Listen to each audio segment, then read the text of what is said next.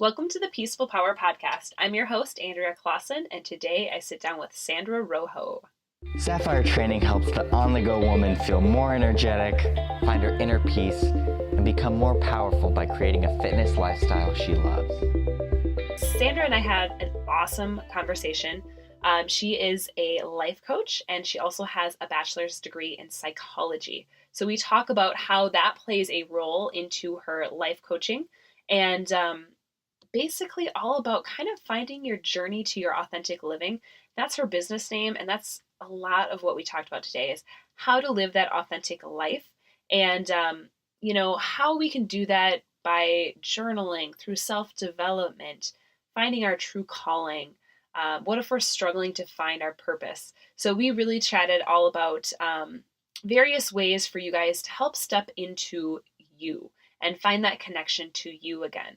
And at the end, we also chatted about some nutrition and fitness topics as well, and trying to step into your authentic nutrition, because I also got to go on another farm tangent rant. So we also discussed some more about farming, and totally not planned, but just came out. And those are sometimes the best conversations. So towards the end, we really did chat a lot about nutrition and marketing again.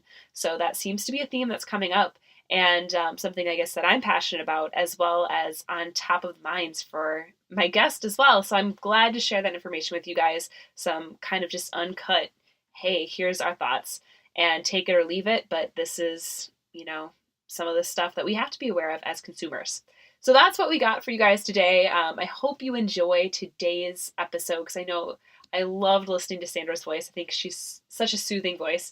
You guys will find this interview definitely delightful. If you're trying to tap into, finding you again, this is a perfect episode to listen to. Welcome to the Peaceful Power Podcast. Today I have Sandra Rojo with me. So how are you doing today, Sandra? I am doing very well. Thank you, Andrea, for having me on your show. Yes. So I am excited to get to talk to you today, and I want you to tell everyone a little bit more about who you are, kind of a little about your background and what you do. Oh, yeah, that's great. Okay, so I guess I'll start with I was born and raised in Southern California, and I'm from San Diego. And I grew up with parents who were quite philosophical and deep thinkers, in their own ways. And so I was exposed to many different cultures and religions. And I was sort of raised between the Catholic Church and spiritualist churches, if you will.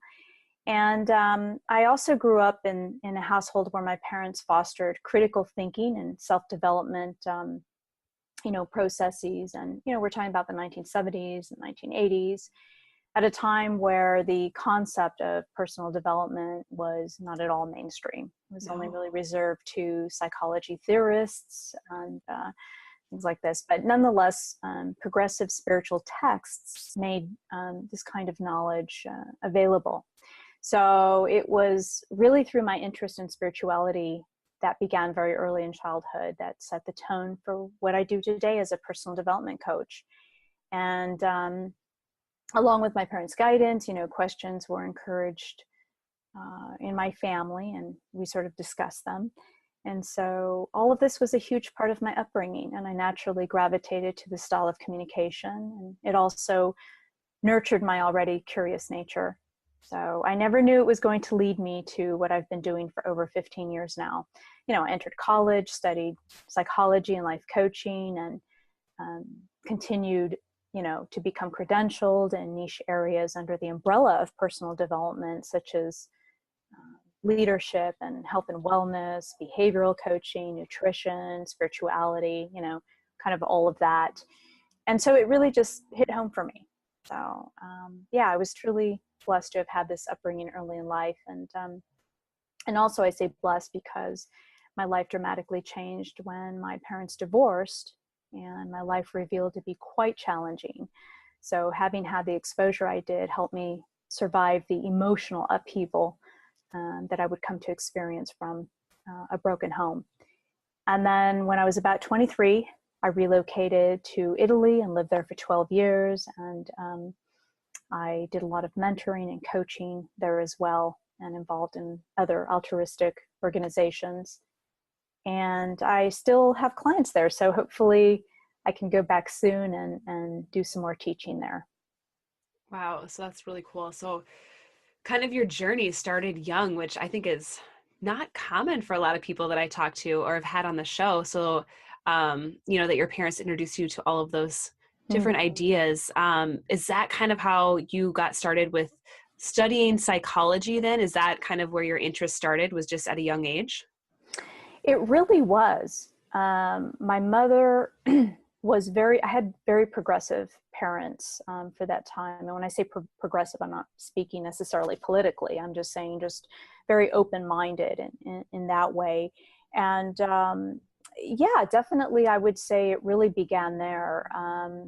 One book that I remember really hit me a lot because I was exposed to a lot of mystics, but primarily early on Catholic mystics like Saint Teresa of Avila. I don't know if you've heard of her. Mm-hmm. But there is a book entitled Dark Night of the Soul by John of the Cross, or St. John. And so it's really interesting because it really speaks a lot about what I do today. So yeah, the psychology is weaved into that because it is very psychological. There's a lot of people don't realize that personal development isn't just the spiritual, enlightened or trying to achieve or attain the state, but it requires a lot more. Yes. And so you studied psychology then when you were in college, and that's kind of where it took off from there? Yes, always have. Again, going back to my early childhood, we had a lot of different books around the house that were in psychology. So really before Wayne Dyer, for example, became really famous, some of his early books that he published were around the house, or like Leo Buscaglia, for those of you who might be aware. He's a professor that unfortunately now is passed, but wrote a lot of books about love and self-love and forgiveness and things like that. So going into psychology was just very natural. And of course, definitely coaching. And I'm certified in coaching. I know a lot of people call themselves coaches, but there's an actual science behind it. So it's very much aligned with psychology. And yeah, so I hope I answered that. Yeah, no. Do you think that that's like the psychology with the life coaching? Do you think that really helps you see things a little bit differently than other people who might not have that same background? That's a very good question. I would like to say yes, not to sound elitist or that somebody couldn't be a good life coach without the psychology background, because I don't believe that. I do believe that there are really some great life coaches out there. The psychology really just hones it in. I think, for example, my psychology background helps me by equipping me, right, with the knowledge of how to work with and understand behavioral, emotional, and thinking patterns of an individual, not only from a scientific viewpoint, but experiential as well. And so the psychology background for me has always been like a bridge, connecting me with that person and coming into the working relationship with genuine curiosity of that person's life experiences, and not so much in an invasive analytical way of connection, but more from a neutral yet curious and accepting place. And yeah, so I find people's life experiences, their stories, even mindset, very interesting, even if they're very different from mine. I really welcome hearing people's interpretation of their experiences. And I think that love and that curiosity just enhances it. Yeah, I also have a background in psychology because I studied psychology and sports and exercise science in college. And I found that somehow I picked like the perfect blend for what I do today, unknowingly. And I also find, and my clients say the same thing, because I really am interested in the psychology behind, okay, why aren't we hitting our goals? What's wrong with this what's not ticking on this habit that we're trying to create, which is a little bit different than some people. That's just not something they care about or have interest in. And so I find that that's just it's kind of a unique blend when people have that and are really interested in, okay, let's figure out the whys, like what's making everyone tick. And that is really it. And I'm glad you brought that up. I think it makes the work more interesting when you do have that background. And I think that even if you can't go to college and get a higher degree, resources and information and just books are out there for you to self-learn, right? I think it's really important. I think sometimes we have this notion that we go to college and we get the degree or whatever, and then we go out into the workforce and there's nothing more to study, nothing more to learn. And I've seen this in different fields, not just in the health and wellness. And so, in our business, and it sounds like, thank you for sharing that. I didn't know that you had your degree as well, and especially with what you do, I've seen, your posts and things like that. I mean, I would imagine that distinguishes you from other fitness people, because we have to admit there are a lot of people in our industry that, how should I say this diplomatically? When you're working with people, there's a responsibility there. Mm-hmm. And so I think it's important to have the knowledge, not just the experience, but some of the knowledge. And oh yeah, I've been told by, almost probably I would say 85% of my clients, that was the main reason they chose me, because of my background, on top of, okay, you're a good trainer and you have the expertise, you went to school for it, you're continually educating yourself. Yep. And we saw that about you. So that was something I think that people notice. Yeah. Thank you so much. That's what I try to distinguish myself from that as well. And, a lot of people don't realize it's really hard work. I mean, even though I'm a lifelong learner, which sounds like you are the same way, we've invested our money and our time and hopefully have grown from it ourselves. I mean, it's also inner work. We've got to do our work too, in order to really show up for our clients. Yes. Oh, that is something that I think that sometimes we can get lost on. I know in some of my male counterparts, they don't always do the inner work. Yeah. And, we were just talking about this. I had one gal who had said, it's just so interesting just to see the difference, because she's lived in many different states. Mm-hmm. And, just to go from state to state and just notice, okay, even within states, people have the tendencies. We all do the same thing. Like she was having trouble finding, for instance, a trainer for her husband, because most of the men trainers here in our state, in Minnesota, were not responding or like just drop the ball on things. And I was just like, that's so interesting. And she said in New York City, where she just had lived, we did not have that issue. And then in Atlanta, it wasn't like that. So just to see, like attracts like, or we do things similar to those around us. And I just find that fascinating as well. So if you're surrounding yourself with those people who are trying to up level themselves, we tend to want to up level as well. Absolutely. I wholeheartedly agree with that. And I resonate with that because I have that mentality, and so, and I think it's really important. And again, in my industry, that is in our industry, but especially in my niche area, there's a lot out there, right? And so how can you understand and also the psychology background? I'm sure you had some of this training as well, and certainly as coaches. And oh, by the way, when you are a credentialed coach, you have to continue those credits. It's not something you just learn and then forget it. It's a continuation.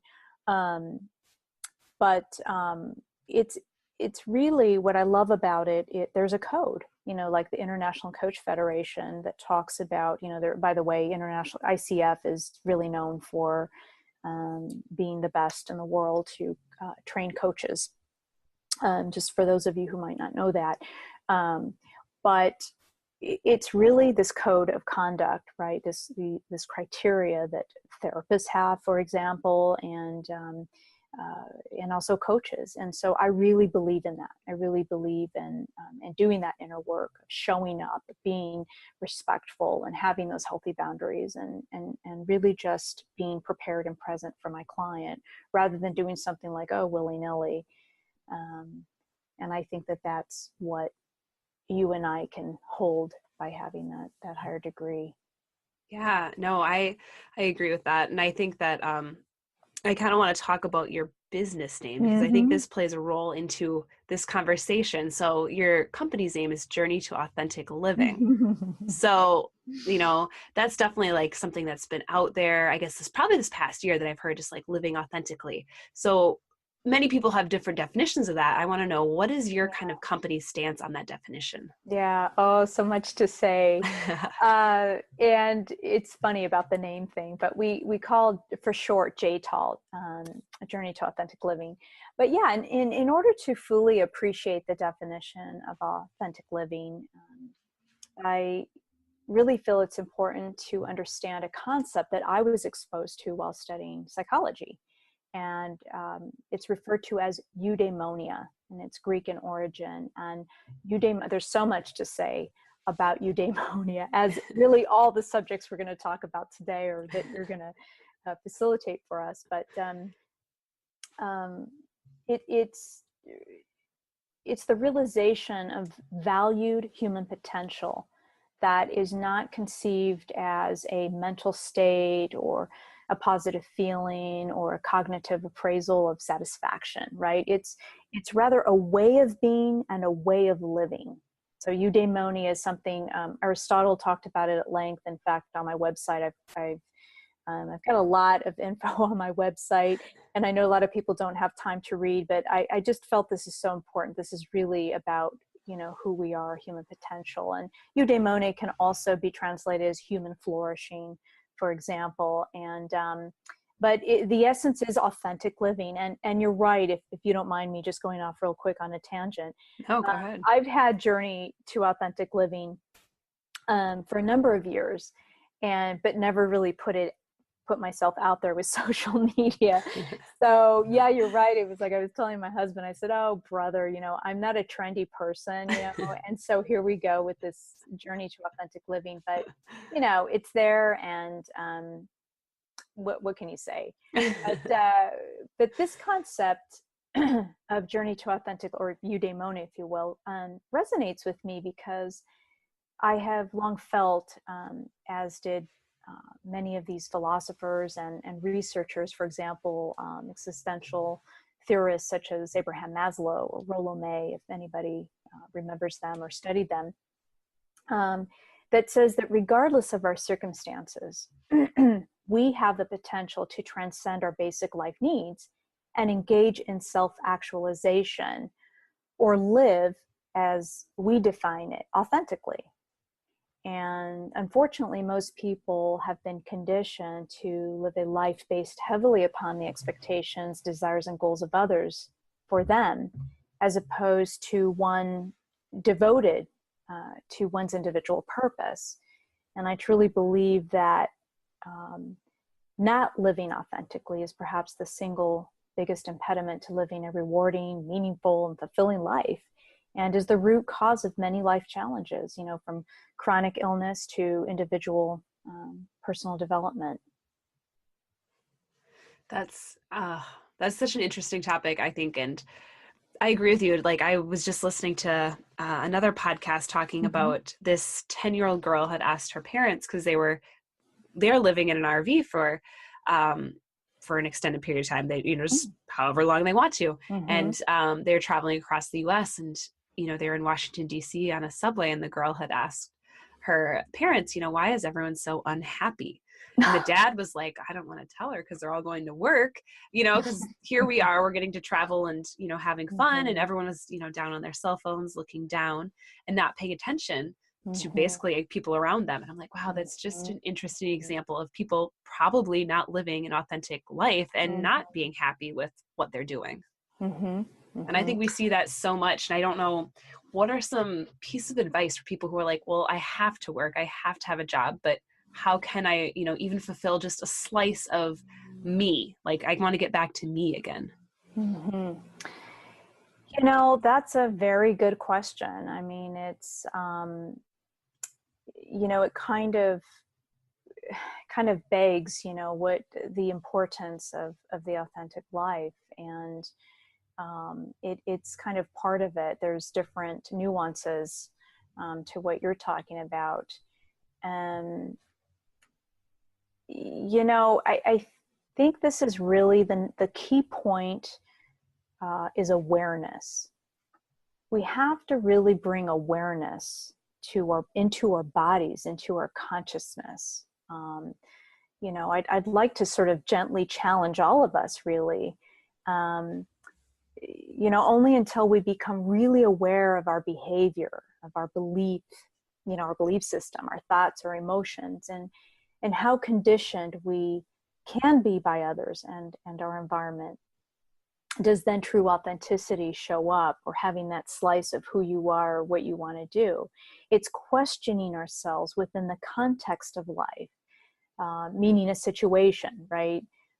That we can realize, if indeed we are living authentically, how can we carve out? Because that kind of almost reverberates a little bit those boundaries as well, being unhappy and all that.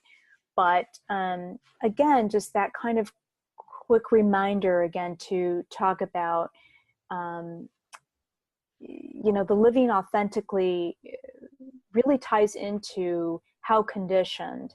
And I use this term, I know it's a psychology term, but another word, Andrea, would be like be influenced or programmed. Some people like to use that technical term. And we always are. We're constantly being influenced. And I think this is a lot of the cause of our unhappiness. And it's so rooted into our daily life that we are unaware of how influenced we are, because people would be listening and saying, oh, well, I'm not influenced.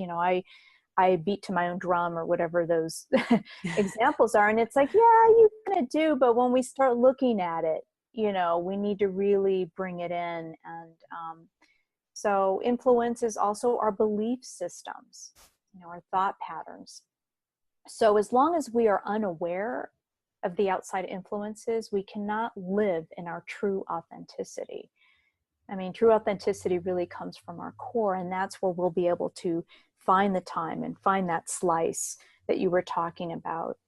And if not, you've seen it too in your with your clients. It's important to really get to your true self, because our bodies feel unwell, when we live outside our truth long term, and also short term. If you're very sensitive, you can really feel it.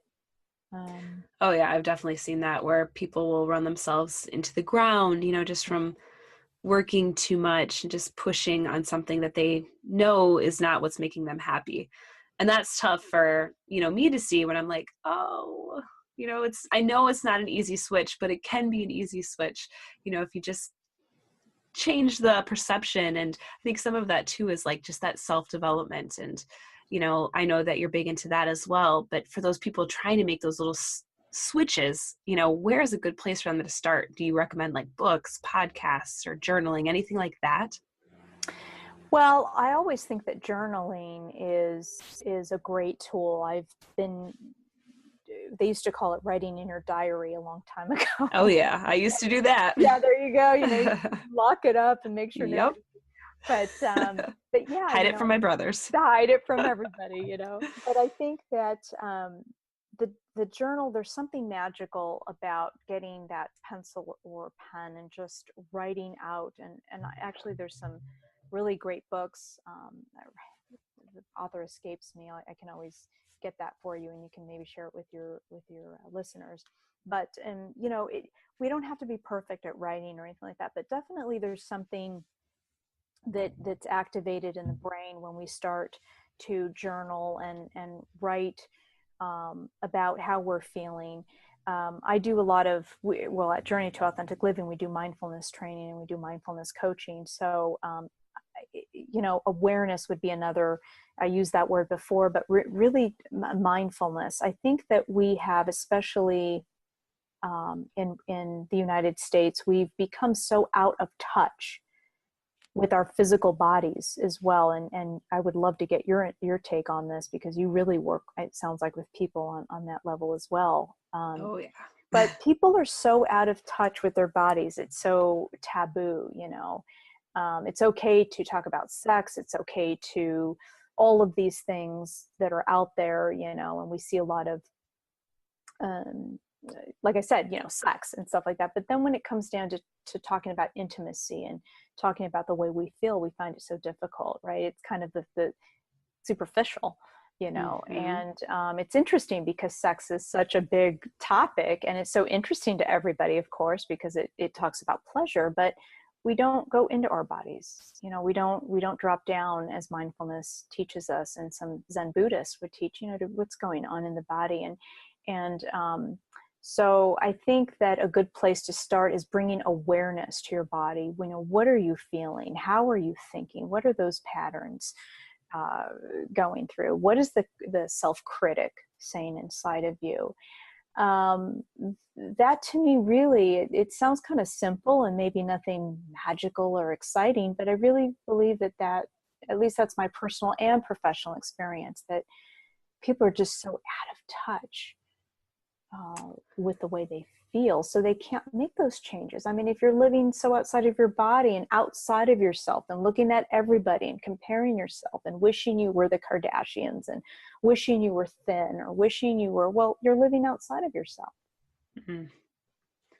I think that's definitely something that plagues our society. I mean, just so much lately. And I totally agree with that, with the, not being in touch with ourselves and our bodies. And, I definitely see that. And actually, ironically, that you said that, because my podcast guest for next week, we're actually talking about that, because she has a sensual movement program, and that's what she hones in on, is all about, getting us back into our bodies and moving in ways that, not just the fitness ways, but combining fitness and just like Lovely. Being okay with, like, I can put my hands on my thighs and like move my body, like doing a squat or whatever. And, I can see that from some people. Like, I had a client who just sent me a text and was like, wow, this was the first time I've looked at myself in a full length mirror, because I don't have one in my house. She happened to be traveling for work. She's like, in probably over 10 years. And I'm like, wow, and those are the, things that we don't think about, that I'm sure many people, and it's not just her, that are out there who are just don't want to deal with it, or don't want to see, kind of that reflection of ourselves, which would be the same thing with journaling, as seeing that reflection of what we've become. And maybe we're disappointed or sad, and there's feelings there that we don't necessarily want to go and deal with. Absolutely. That is very true. We all have some body image problem, right? And I agree with you. I love the fact of using movement. I think it's extremely important, even as a shamanic practitioner, because I also practice integrative therapies. Part of JTAL is a lot about movement. It's a lot about moving that and shifting the energy, if you will. And so I myself personally am a big fitness person. I've always enjoyed exercise. I need to feel it in my bones. It's just part, even if it's just walking. So it's nothing really. So I love the idea of bringing all that in. As many people that can endorse movement and how it's just beautiful. But yeah, it's really been an interesting dynamic, and especially now with television and internet and things like that, where we have to just be aware. We have to be vigilant about what kind of information we're being fed and what we're actually consuming. Oh yeah. That's where I heard the other day that there was, back at, I think it was Men's Health magazine was saying this, back even 17 years ago, so like early 2000s, for their magazines, they were getting like 8 publications like submitted per month to like fitness reviews or research to review. So that was, 8. Great. So now the guy works, I think, at the New York Times. He was saying he has like 140 articles to review a day. He's like, it's not because we're pumping out more research. It's just because we have that many more people who have these ideas, who are trying to get them published. And so he said, now it's a lot harder because we have to try to weed out that information. And so we're just overwhelmed with all sorts of stuff now, and trying to figure out what's real, what's not. Absolutely. How do I stay true to me when I get so much stuff out there? Do you have any kind of, I guess, ways people can kind of stay in tune with them? You know what? Thank you for that, because I was going to ask you if I could actually, it sort of ties into what we were in regards to journaling. And I know this is going to sound a little, hopefully not sound negative here, but definitely, check out my blog, or have some of the listeners check out my blog, and maybe even subscribe. There's a lot of tips and thought-provoking discussions that can start getting those thinking patterns, that you have, and even belief systems. Sometimes we need to be shaken up a little bit, to the point where we have to just take a look at a different point of view that you were talking about even earlier. And we're almost finished with a program called Authentic Living, the Essentials, very basic stuff, so that people can actually begin or have some framework. If people decide that they want to subscribe to my blog, I'll be having an announcement hopefully by late September that will be coming out. And I just really want to make that available, because it's so important these days to really become aware and inform yourself. And by the way, Journey to Authentic Living, we're not in the business to tell people how to think or what to think. We want to empower you to do that for yourself. We want to equip you with those critical thinking skills for yourself and get in tune with your body. And so there's a lot of guidance here. So a lot of suggestions. There's never a advice, or I need to tell you what to do, or you should do this, or you should do that. So that would be, one way. And we have to remember that this is part of personal development. It's a journey of self-discovery, of patience, and lots of practice. And we can't just look at the positive sides of it. I'm really going into thinking about, I love the whole thing. I know Dale Carnegie and Napoleon Hill, love those guys and everything. They all talked about positive thinking and so forth. But, I think that our emotions, there's a lot more triggers. I work with a lot of assessments in regards to moods and triggers.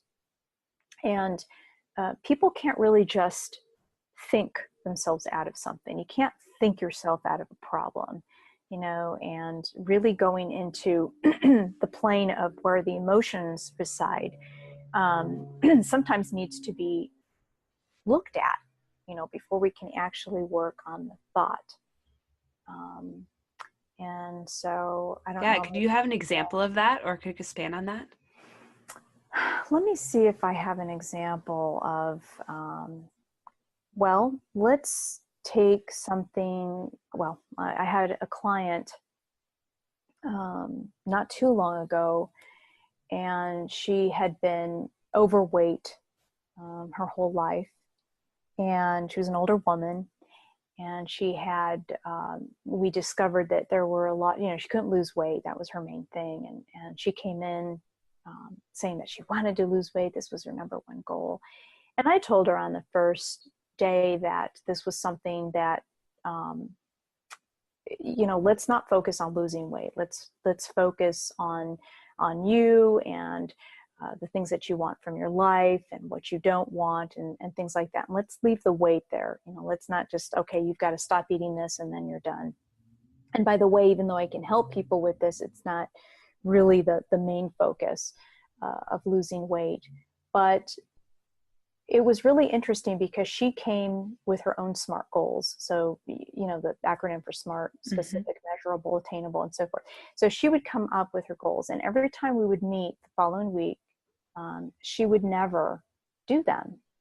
So finally it came to the point where, and she would cry all the time, and she was so sorry, and she was really apologetic. And I said, you don't have to apologize to me. Don't worry about it. I'm here to judge you. But we had as we would say, a coming to Jesus moment, because, very lovingly, we had both discovered that really there was too much going on, that she confessed to me, which I didn't know prior to our sessions, that for several years back, she had hired different coaches, fitness coaches. She had done this. She'd spent a lot of money. And she really just had a lot of emotions that needed to be addressed. And that the therapist she was working with, unfortunately, didn't provide her with the necessary tools to make a lifestyle change in her life. And so, so no matter how much somebody was trying to help her change her thoughts, oh, well, all you need to do, they would say, is get up from the couch and then go for a walk. Or all you need to do is cut down, you know, instead of even 5 Snickers bar a week, maybe to, you know, it wasn't working for her because she had really low self-esteem, because she had been sexually abused as a child. I mean, things started to come up. And so the vision of herself, or what she had hoped, were somebody else's dreams and goals. It was her boyfriend that wanted her to lose weight. It was her mother that was verbally abusive, calling her a fatso. And so she came with an erroneous or faulty belief that that's what she wanted to do. And so when it came down to it, I remember saying, what do you want at this point? Because we're not able to achieve even the most simple goals that, by the way, you are the one that said you would, you know, you would do, because we're here to be an accountability partner. And she started to cry, and she says, I want everybody to leave me alone. She says, I want to sit on my recliner and read a book in my corner. I don't want to leave the house. I want to open the window and listen to the birds, but I want to be left alone. And I said, you've actually been doing that. You've actually been, and it caught her off guard, because she didn't realize that she was contradicting.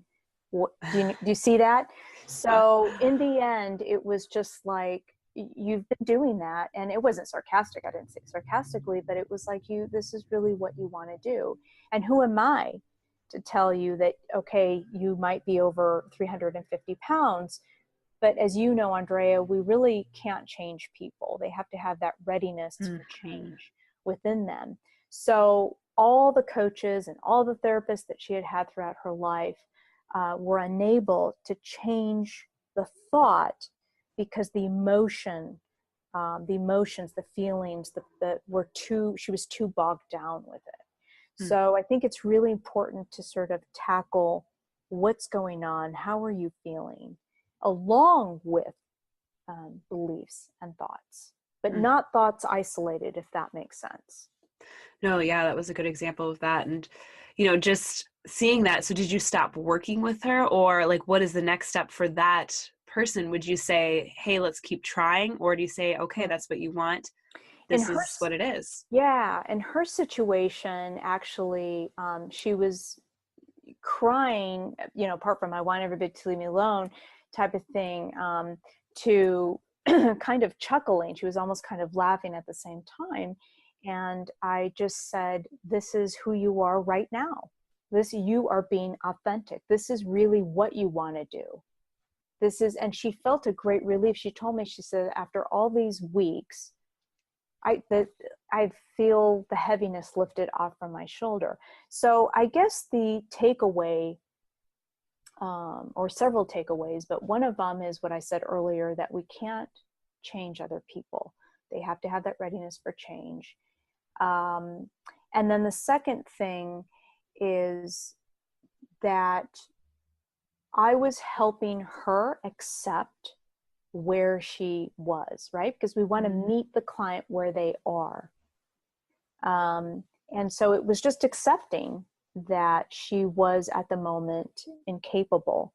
What really needed to happen, I think, in this particular situation, because there's a lot to say in this, everybody's different, right? But I think what happened in this particular situation is she really just needed someone to be fully present with her, and accept her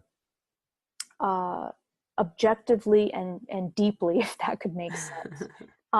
Just the way she was. When I said to her, and I don't exactly remember what those words were, I mean, at the end, she just says, I love you. She says, nobody has ever, it was just that very small, maybe insignificant,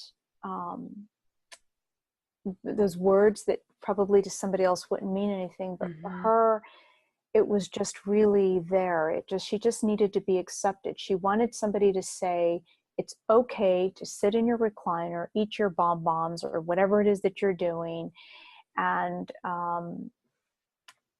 it's just, I know that it sounds a little dark, but we really do have to accept that if people don't want to take care of themselves, that's their prerogative. It's their life. And I think that's hard. I think that's hard for a lot of people. And that's where that objectivity and the coaching and the psychology kind of come in, to just sort of accept that. So to answer that, in her situation, no, we couldn't move on. We could not move on. Yeah.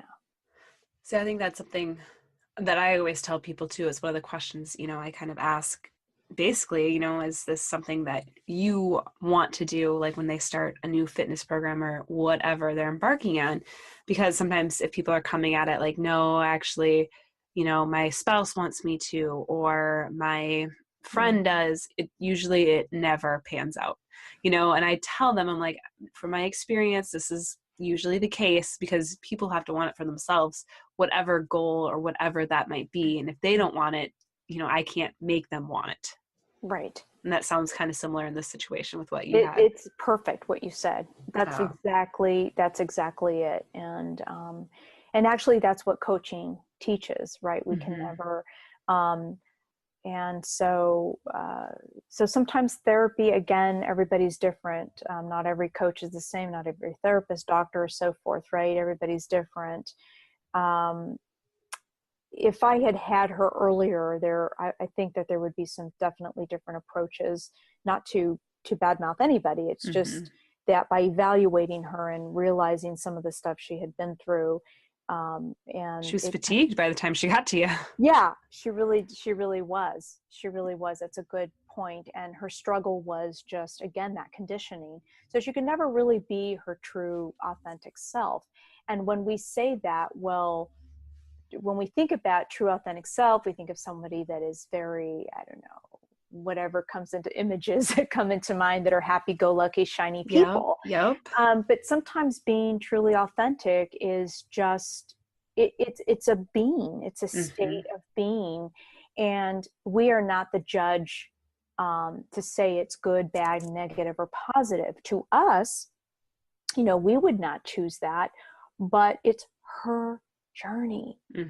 That's what a lot of people forget. It's their journey. And so we have to have that compassionate detachment. I wrote a blog on that.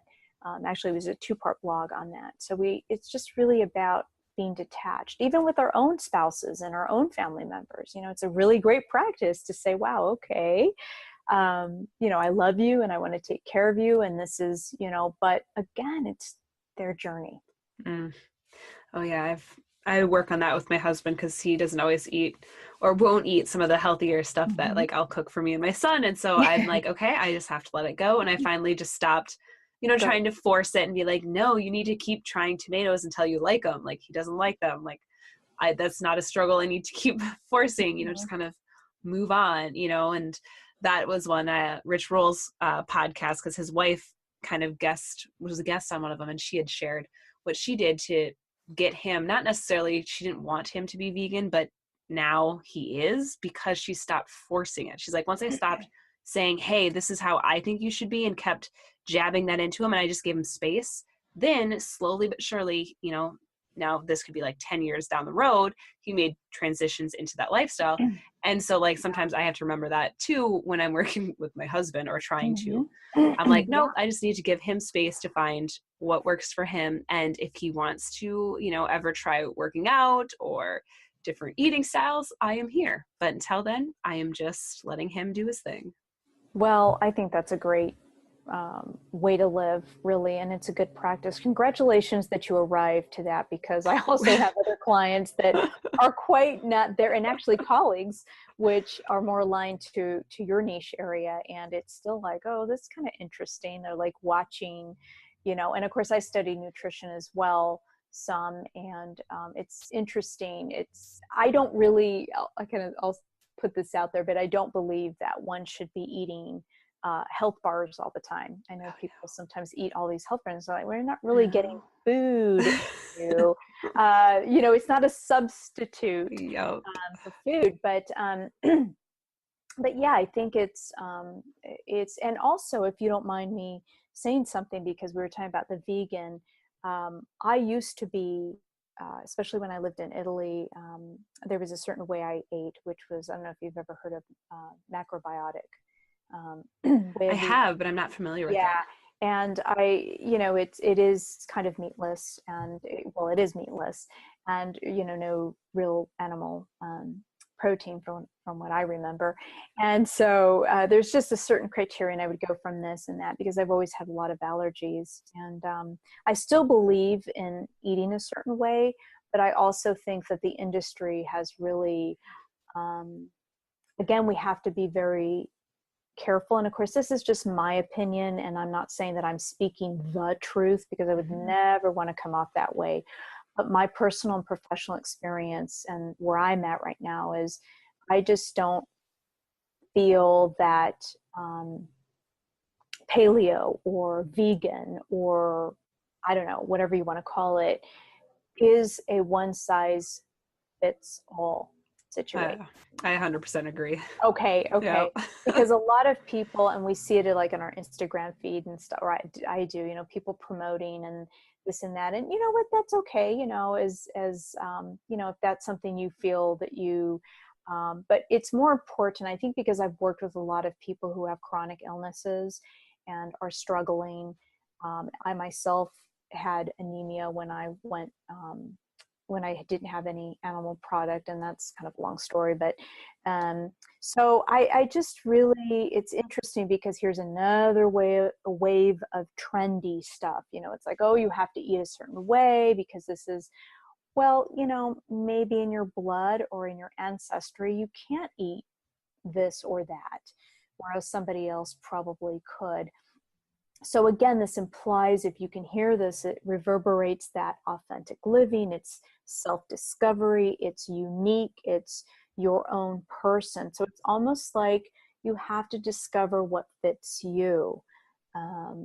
If you can become a vegetarian or vegan later on, you're great. If that fits you and your body responds well to it, great. I'm the first person to, or paleo or whatever it might be that you like.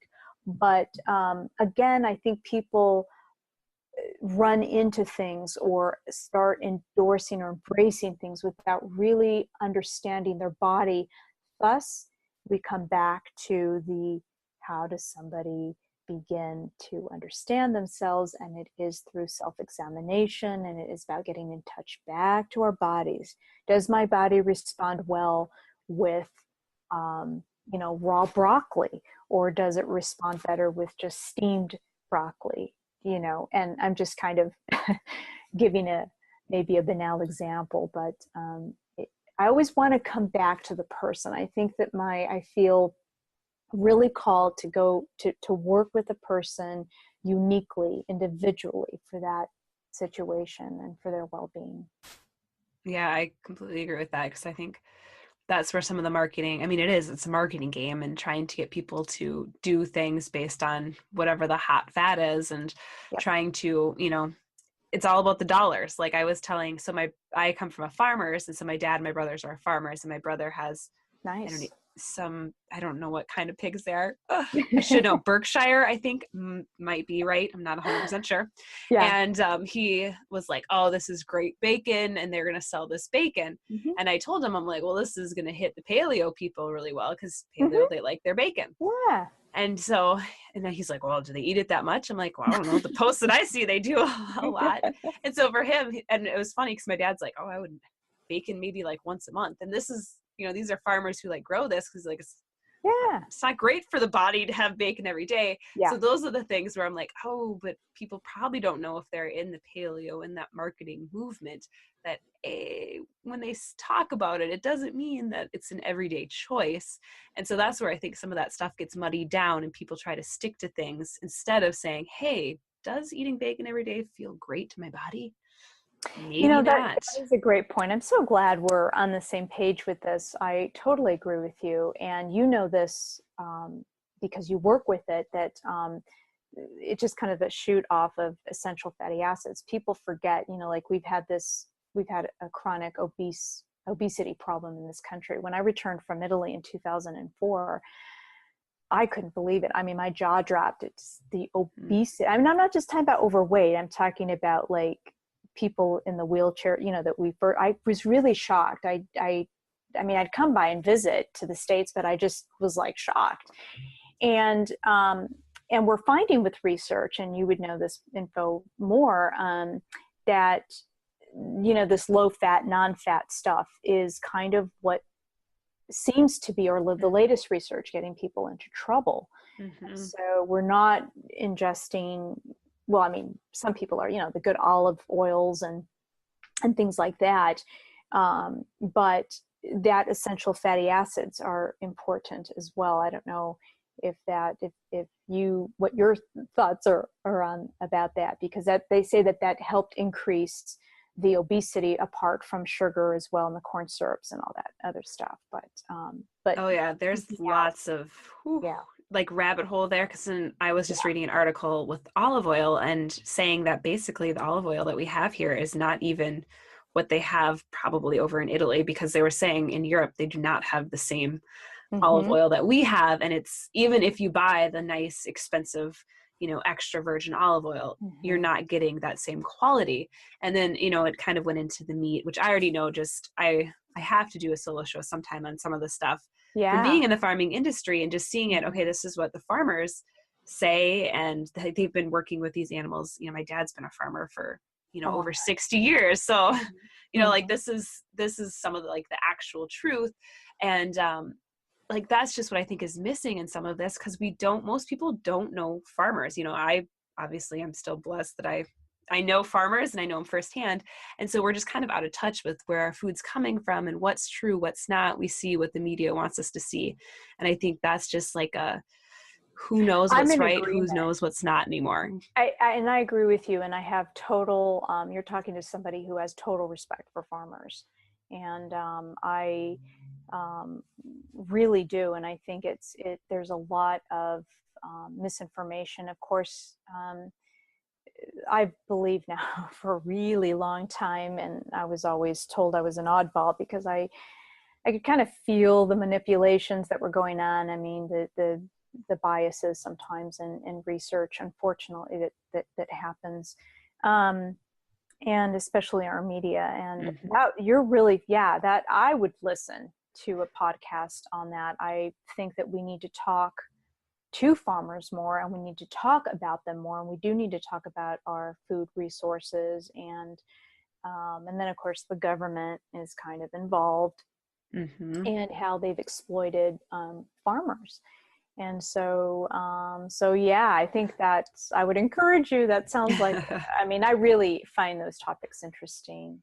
It's definitely, it's an interesting one. And just to see all the rabbit hole and that you can go down there, and all, where money goes and where money doesn't go. And some of that makes a huge difference, which people don't, that's, to most people it doesn't matter, but to farmers, that's their livelihood. They have to, pay attention to that.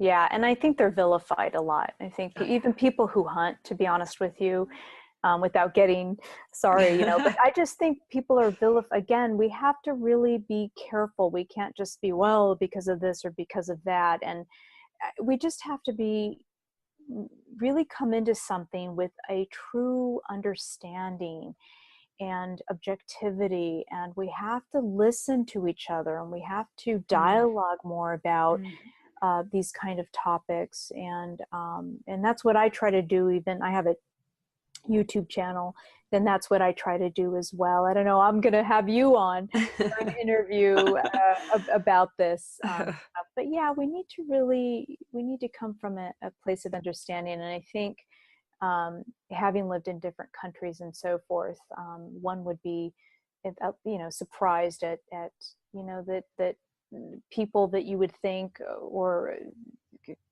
jobs that you think are out of integrity, really are not, and so forth. So no, that's definitely an interesting thing. So that's where I tell my dad, I'm like, well, hopefully I get most of the facts right, because that's usually when I visit him.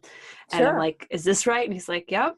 And so, because a lot of times the farmers aren't the ones who are going to do this. Nope. They're not going to go on a podcast. They're not, even, this is not their, most farmers' mentality. Right. Like, they're just doing their thing. And so that's where I'm like, okay. He's like, well, if you can spread the word, go ahead. I right. think that's I think that's really, we need more of that actually. Yes. We really need, that would be coming from an authentic place, get that out there and start. Um, Unfortunately, people have a herd mentality. I mean, that's just the Oh, reality yeah. of it. And so anytime we can bring in a different resource and information to inform and educate, that's Yes. important. Oh, I totally agree. Yeah. Well, it's almost been an hour, which is crazy. So I have just a few more questions. The Sure. first one, where is the best place to connect with you at? So where can people find you? Oh, thank you.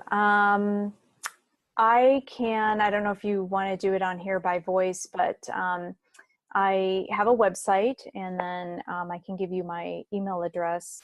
I don't know if that's something you want me to Yeah, I can put it verbal. in the show notes too if you want. Yeah, so it's Sandra, Sandra at, and JTAL is J and then hyphen, and not slash, but the hyphen TAL.com. I'm also on Instagram at Journey to Authentic Living altogether, so please follow me there. And YouTube channel. I have some videos out that I think will be very helpful.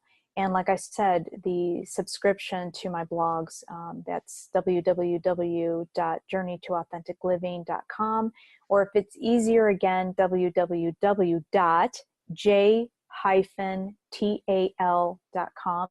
and then you'll see the blog subscription there. And I welcome any questions that any of you might have, or curiosity. If you want to hear about something, sometimes I make a quick video or write a blog about it.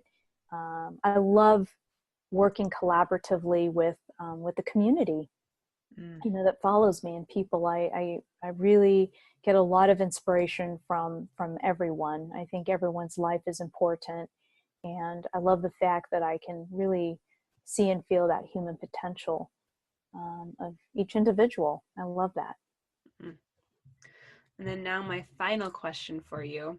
So I usually do a weekly challenge to all the listeners. And when I have a guest, I have you guys throw out the weekly challenge. So what would you like that weekly challenge to be? Oh my goodness, so much. Okay, so my challenge for your listeners is, if you're not already practicing this, is to again bring an intentional awareness in yourself. And what that means is being present as much as you can in stillness before making any decision or taking any form of action. Um, you can begin practicing, for example, with something very simple, like asking yourself a question such as, what are some basic essential needs I have that I keep ignoring? How do I allow others to distract me from fulfilling my essential needs? And then within that awareness of yourself, feel what comes up, what thoughts and emotions arise. And again, it goes back, is that um, critic inside of yourself that calls you names? And if so, ask yourself where that may originate. So it's really a practice of self-awareness, which has a lot to do with mindfulness.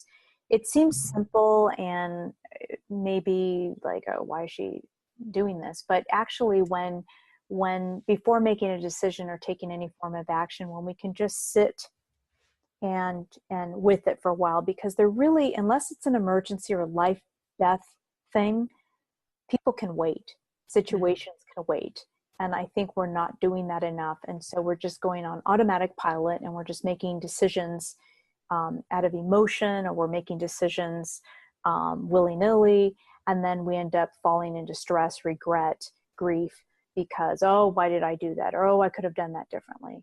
So it's kind of a Zen-like practice, but really just coming within. And I would say starting again with something very simple. You're getting up from the couch, for example, and say, well, I've got to wash these dishes. And it's like, well, do I really have to wash these dishes right now? Or does my body require me to sit down for a little bit longer and just take out 10 more minutes? Because that's where you're going to see your thought patterns and your belief systems, who's actually running the show. So that's where that really is a place to start, actually. Again, it's very essential, but if you practice that, you'll begin to really get to know yourself more.